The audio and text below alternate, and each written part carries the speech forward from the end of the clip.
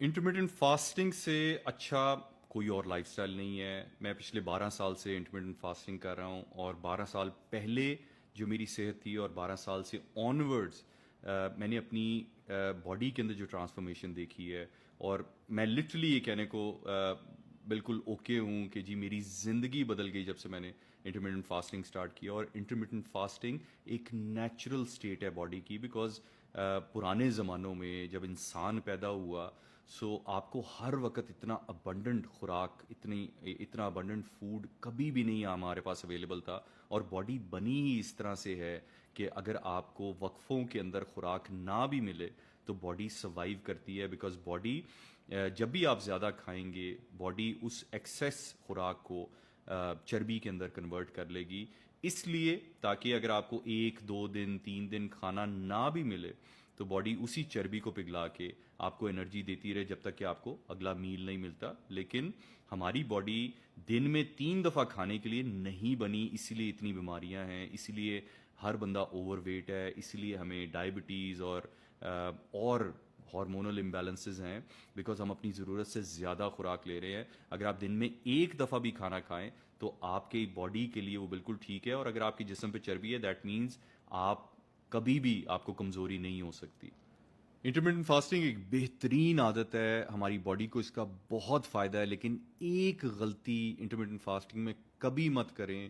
اگر آپ intermittent fasting کر رہے ہیں تو آپ کو ہائی پروٹین ڈائٹ پہ رہنا چاہیے، بیکاز جب آپ اپنی باڈی کو کیلریز نہیں دیتے، اور جب دینا چاہیں، جب دیتے ہیں ایٹنگ ونڈو میں جب آپ نے کھانا ہے، تو آپ ہائی پروٹین ڈائٹ، انڈے، چکن، قیمہ، مٹن، فش، بیف، ان چیزوں کا استعمال کریں. بیکاز اگر آپ سیلڈز کے اوپر ہیں، آپ دلیے کے اوپر ہیں، فروٹ زیادہ کھانا شروع کر دیں، روٹی چاول زیادہ کھائیں گے، تو یہ بالکل انٹرمیڈنٹ فاسٹنگ کا آپ کو فائدہ نہیں ہوگا. یہ آپ کی فیٹ بڑھے گی کم ہونے کی بجائے، اور انٹرمیڈنٹ فاسٹنگ سے آپ کا مسل ختم ہونا شروع ہو جائے گا. So high protein diet intermittent fasting کے اندر بہت ضروری ہے.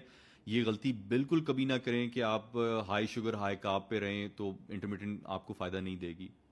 انٹرمیڈنٹ فاسٹنگ کرنے کا طریقہ یہ ہے کہ بیسکلی آپ نے 12 گھنٹے کے لیے اپنے جسم کو کیلریز سے پاک رکھنا ہے. کوئی ایسی چیز جس میں تھوڑی سی کیلری بھی ہے وہ آپ کی انسولین لیولز کو سپائک کرے گی اور آپ فاسٹنگ سٹیٹ میں سے نکل آئیں گے.